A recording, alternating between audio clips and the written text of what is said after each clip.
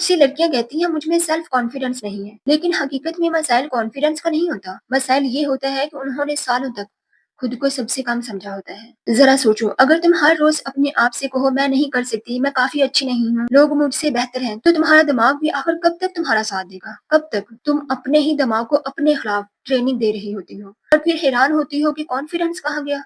किसी भी इंसान में कॉन्फिडेंस अचानक पैदा नहीं होता। कॉन्फिडेंस खुद पर एतमाद करने से पैदा होता है। और खुद पर एतमाद तब आता है जब तुम अपने बारे में अपनी राय बदलती हो, क्योंकि दुनिया तुम्हें वैसा नहीं देखती जैसी तुम हो। दुनिया तुम्हें वैसा देखती है जैसे तुम खुद को दिखाती हो। अगर तुम खुद को हमेशा आखिरी नंबर पर रखोगी तो लोग भी तुम्हें आखिरी नंबर पर रखेंगे। अगर तुम खुद अपनी इज्जत नहीं करोगी तो लोगों से इज्जत की तवक्को रखना बहुत मुश्किल हो जाएगा।